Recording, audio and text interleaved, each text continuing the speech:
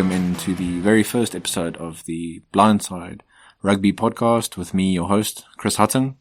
I thank you very much for joining me on this, the initial episode of what I hope is a very, very long and successful run for this podcast. I thought before I start, I would give you some very exciting news. Well, to me, it's exciting. Today on the 11th of June, as I record this podcast, it is 101 days to go before the Rugby World Cup in Japan. And for those aviation and rugby enthusiasts amongst you, you should go and look on Twitter or Instagram at Emirates at their accounts. You'll see that they've released the livery for some special planes that they've branded for the Rugby World Cup. I think they look beautiful. Their Emirates A380 planes are now being kitted out. I think it's about 20 of them. They're kitting out with the look for the Rugby World Cup. So if any of you are lucky enough to go, you might be flying on one of those Emirates planes, but for the rest of us, they're beautiful to look at. I myself am both a rugby and aviation enthusiast, and I very much like these sorts of special liveries that Emirates puts out every now and then for these global events. Before we get into the rugby news and results from the week, I thought I would give you a little bit of background, as this is the first podcast of the Blindside. I am 28 years old. I work in Johannesburg. I, of course, played rugby in school. I played on the wing, mostly on the left wing. And of course, for those of you who played wing, you know that we were the guys, or maybe for those of you who didn't even play wing, you know that we are the guys who always shouted for the ball, and we just stood on the wing and didn't really do much. We just wanted to get past the ball and then run around people. We didn't really like doing the hard yards, doing the difficult things that the forwards had to do. So that's my rugby background. I, of course, played at university as well, at Rhodes University. Not that Rhodes has the best rugby, one could say, but you're always going to play rugby wherever you can find it. I think that's one of the beautiful things about the sport. You can find people playing it all around the world, in rich, poor areas. Doesn't matter one's class or race. Rugby is, it's for all people. I thought, I'd just explain the name of the podcast. It's my general sort of background academically and intellectually is philosophy. I studied philosophy throughout university, and I now use it in my day job as well. So this means that I'm always thinking about things sort of behind the game in a way, what's happening both on and off the field, how team philosophies affect the way teams play, more pragmatic defensive ways or more attacking ways. So in that regard, I wonder whether teams are really using the blindside attack enough nowadays, whichever wing they might use, the left or the right wing or the flanks or the scrum half. Maybe we'll see some more of it at this World Cup coming up later in the year. But I think that's something to always keep in mind, is that there's different ways for rugby teams to attack, and it's my general feeling that the blindside isn't used as much as it maybe could be. Some more of my rugby background, in terms of support. I am shock horror, an All Blacks and a Crusaders fan, despite being a South African. I've been an All Blacks and Crusaders fan since about age 13, 14. My favorite South African team is the Blue Bulls. So for all the Sharks, Lions, Cheetahs, Stormers supporters, I guess you can tune off now. Please don't. That was just a joke. Talking about the All Blacks, I guess I've always just loved the mystique surrounding the black jersey, how they've always played such attacking rugby. I watched the 2011 final in a bar in Grahamstown when I was a student there at Rhodes. It was probably the most nerve-wracking experience of my life when the All Blacks won 8 points to 7 against the French. We all know very well that history between France and All Blacks is well documented, that the All Blacks seem to sometimes freeze up when they play France, and that was definitely one of those occasions. But luckily the All Blacks won that, and they've now won 3 World Cups in total, and hopefully it can be 4 this year. And of course, with me saying I'm an All Blacks and a Crusaders fan living in South Africa, you can all let me have it in the comments when the All Blacks or the Crusaders lose. So, you'll find that I have no problem when a team beats either the All Blacks or the Crusaders by playing attacking rugby. For me, it's about the philosophy behind these things, the style the teams play, the way that they employ all the players on the field. For those of you in South Africa listening to this, it might be better to watch rugby now instead of the train wreck that is Proteas cricket. I'm sorry to bring that up, but we know it's a very difficult situation, so maybe you can distract yourself by watching some more rugby. Just in terms of the format of the podcast, sort of the things that I'll cover every week, definitely Super Rugby, some European games, Varsity Cup when that's happening, schoolboy rugby. My high school was St. John's, so I'll try and go to some of those games, those home games when I can, and go and watch them, and also watch other schoolboy rugby. Sevens, of course, when that's going on, the World Series and both the World Cup. Then the Currie Cup, the World Cup, which is going to be our biggest talking point this year, the Rugby World Cup in Japan. And then lastly, I'll try and get some guests on every week. Just for this first week, it's me on my own to see how things go. Just explore, basically some results from the past week, some news, and then we'll go from there. So I'm going to start off with news this week. For me personally, the biggest in terms of rugby news came from a statement from the Crusaders and New Zealand Rugby. They announced that they're going to keep the name, the Crusaders, in 2019 and 2020, and this is now the result of a review of the brand and the logo after the terror attacks in Christchurch, which happened earlier this year, which I'm sure all of you know about. In terms of dropping anything from the marketing and team apparel, they're going to drop the knight and the sword image from apparel and marketing in 2020. And then a full brand review and consultation on the name will take place, deciding on whether they should drop the name in 2021 or not. Crusaders CEO Colin Mansbridge said the research findings will inform the next steps in the process, and I quote, "We are grateful for the thorough analysis undertaken by Research First and Allen and Clark, as well as those who have taken the time to provide their valuable feedback. What is clear from the research is that there are divided views on the name itself, but that people on both sides of the divide are incredibly passionate about this club and what it represents to them. A brand is much more than a name or a logo, and this research has shown us that it is the values and legacy of this club that really endears to our fans, so that needs to be the starting point of any discussion about the best way forward. Today we are committing to undertaking a thorough brand review that will cover all elements of the brand, from the organization and team's values and vision through to the logo and team name." End quote. Just my personal thoughts on this. I really, really hope they keep the name. I, of course, have a few Crusaders jerseys that I've gotten over the years, some gifted to me, some which I've bought. The team and the way that they play is, I think, dear to many rugby fans, both in Christchurch and around the world. I'm grateful that they are taking their time with these changes. Things don't feel reactionary to me. I think that they're really looking at research, talking to the community, different sectors of the community, seeing how people feel before they make any decisions. And yeah, I guess I really hope they keep the name. They're already now going to drop the knight and the sort of horse crusader image from next year. They'll obviously keep the name, but I hope past that they keep the Crusaders name. The Crusaders do a lot for their community in Christchurch as well. They focus a lot on community outreach and that kind of thing, and I think they should build on that legacy and keep it going. I'd also like to ask whatever your views may be on this topic, please comment below if you're listening to this on YouTube.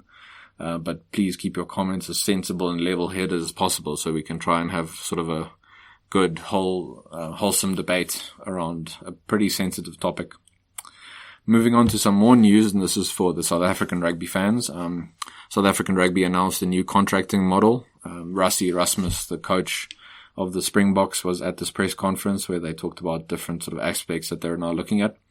So the new contracting model is aiming for more financial security. There's a very strong focus on franchises. Rassie himself specifically mentioned Regulation 9, which will now be enforced, which means that they can pick overseas players to play for the Springboks. I'm sure that'll come with some sort of provisions, but now, they could pick players who play overseas, which has been a hindrance to South African rugby in the past, that they couldn't pick these players. This could, in talking about the sort of positive aspects that they think this will encourage, it could help younger players move up. When older players want to move overseas, maybe for more money, then there'll be more room for younger players. There's a big emphasis on succession planning.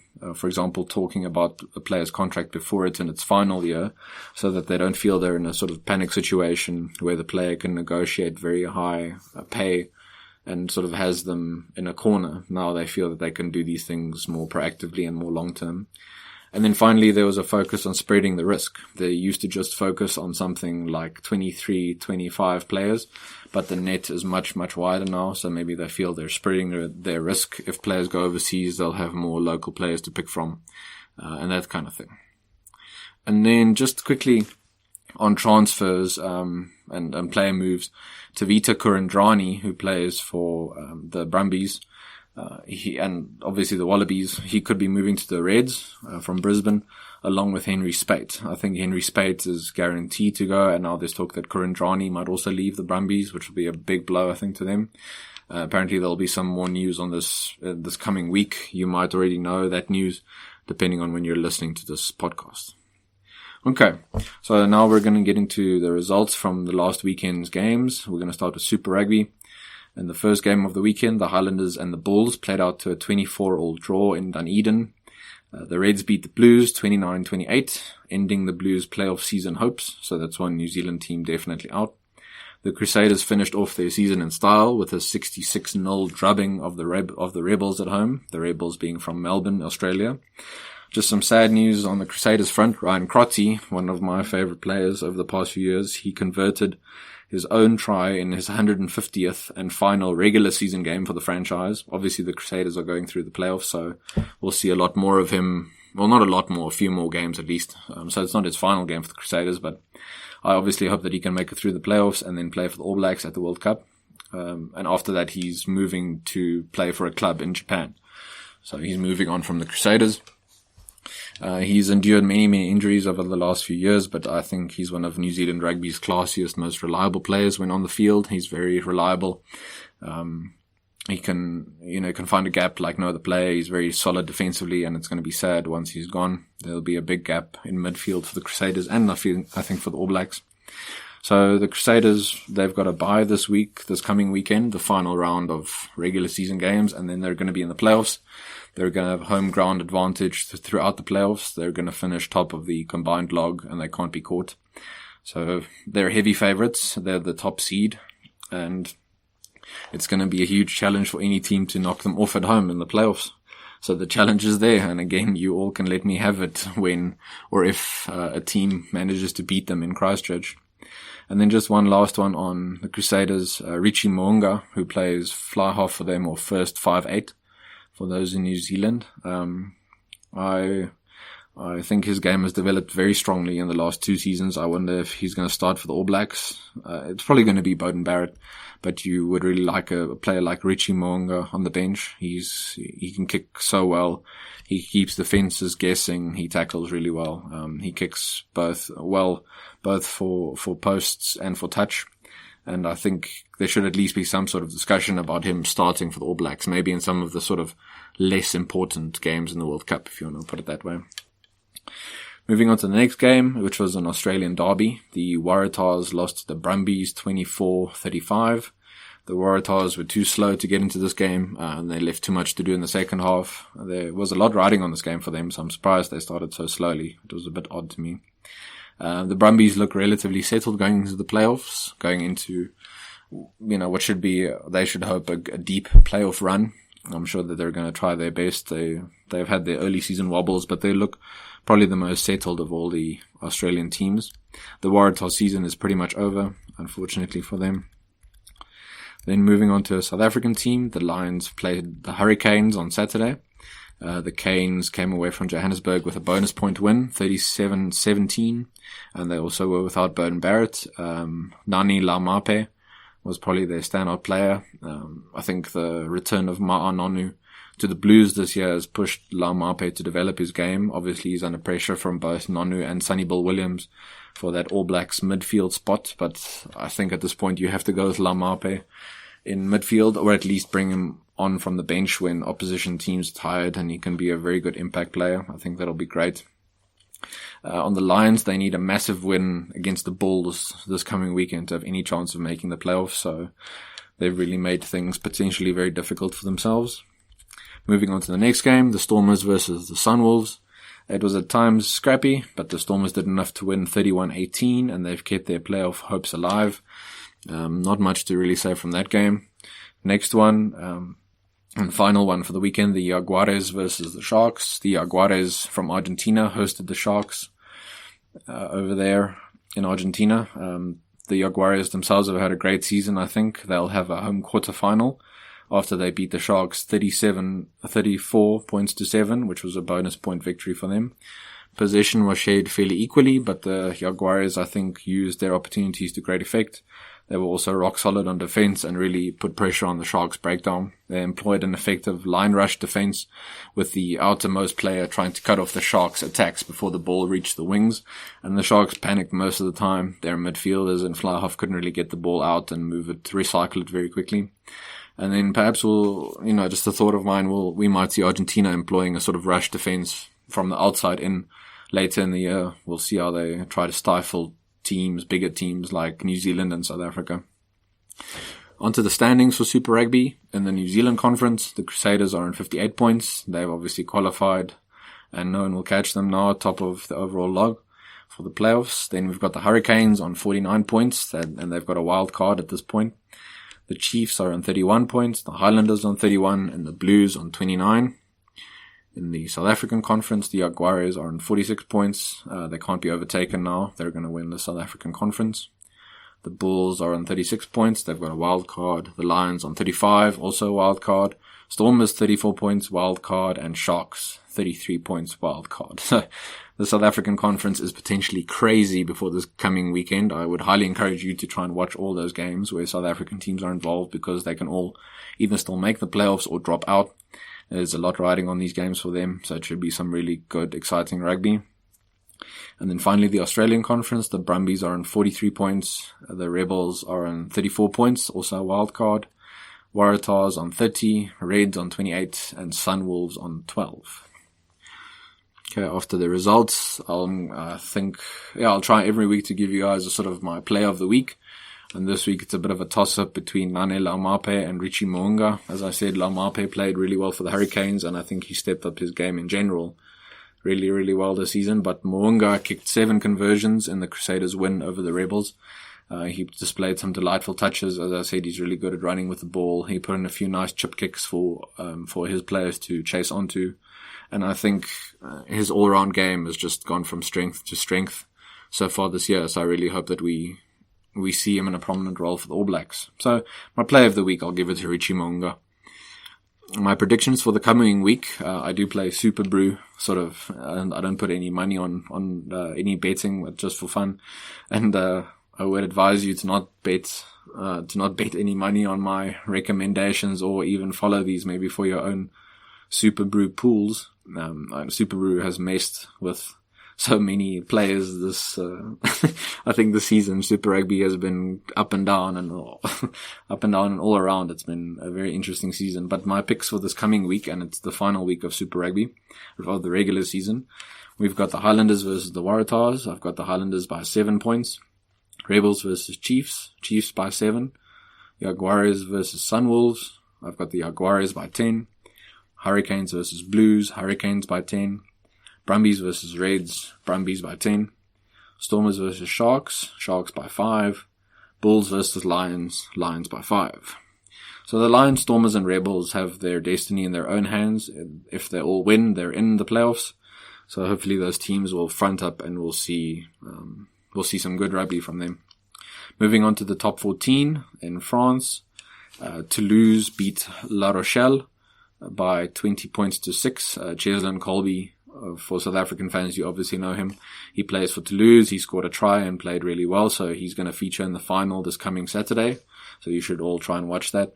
And then in the other semi-final, Clermont beats Lyon 33 points to 13. So we've got Toulouse versus Clermont, and my money is on Toulouse in that one. I think they'll win by maybe 5 or 7 points. Toulouse over Clermont. Then schoolboy rugby. Many boys played in their final games of the season and final games for their respective schools. Obviously, if they're a matric, they're moving on to university next year. In the Cape Derby, Bishops beat Rondebosch by 36 points to 26. In the KZN Derby, Northwood beat Kersney 20 points to 12. And this is the first time since 1996 that Northwood have beaten Kersney. So it's obviously great for them, and a shout out to the Northwood boys. And then lastly, I wanted to give a shout out to my old school, St. John's. They followed up their win over Michael House last week with a 51-41 win over Pretoria Boys away from home. So really, really good showing from them this season. I like to think St. John's rugby is going from strength to strength, and we see that in these results. Next one, the World Rugby Under-20 Championship. New Zealand beat Scotland 52 points to 33. There was one particularly great try scored by Scott Gregory. He's been playing for the New Zealand Sevens side this year and definitely want to keep an eye out for the future. England, they enjoyed a late win over Italy, 24 to 23, but England now miss out on the semi-finals. South Africa beat Georgia, 48 points to 20. Australia beat Ireland, 45 points to 17. Australia have booked their place in the semi-finals. And then France beat Wales, 32 points to 13. And finally, the hosts, Argentina, they delighted the home crowd by beating Fiji by 41 points to 14. The pool stages will finish on Wednesday, and the pick of that last round is South Africa versus New Zealand. So I'd highly advise you to try and watch that if you can. I always like watching the sort of youth, both the schoolboy rugby and the youth tournaments. You can sort of, I guess, take bets or just take picks on young players and see who's going to feature in the future, or at least who you think is going to feature in the coming years. It's nice to try and spot some talent. Right, that's all the news and results from the past weekend's rugby. Obviously, I'd advise all of you to keep a keen eye on Super Rugby this coming weekend, as it's the final round. I think there's going to be some good rugby and a lot of teams in contention to qualify for the playoffs, so it should be quite exciting. Just in closing, I'd ask you all to tag me on Twitter. My handle is at Chris HATT11. That's at CHRISHATT11, with your GIFs, your memes, links to YouTube videos of great tries, great moves, great kicks, your thoughts and your comments. Make sure to tag me on Twitter and leave your comments if you're listening on YouTube, of course. Please follow Pod Media. That's at Pod Media SA. So that's at PODMEDIA SA. Remember to please subscribe to Pod Media and this podcast wherever you might be listening. You can find the podcast on Apple Podcasts, YouTube, Spotify, Castbox, Google Podcasts, Spreaker, and any other good podcasting app. Please make sure again to let me know in the comments what you think of some of the things I've talked about, what you think was going to happen this coming weekend with all the games, and just general thoughts and impressions. I know that rugby reaches far and wide, so whatever comments and things you'd like to leave, whatever videos, GIFs, as I said, please leave them all, both on my Twitter and on YouTube and any other place where you might be listening to this. Please share the link to this podcast with your friends and all over your social media platforms, and let people know. Let's get the word out there, and please give me all your thoughts on the format, anything you would like me to talk about specifically. Obviously, with the World Cup coming up, I might do, I probably will do in-depth previews for each of the pools. Obviously, I'll talk about the different teams.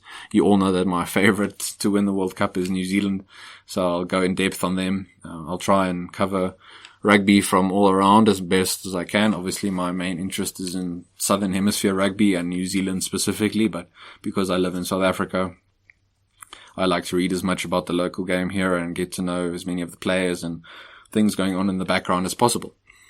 So with that, I'd like to thank you all for joining me on this, the first episode of the Blindside Rugby podcast. Thank you very much for listening. Thank you in advance for sharing the link to this podcast. Please remember to subscribe, and I'll talk to you again soon. Cheers.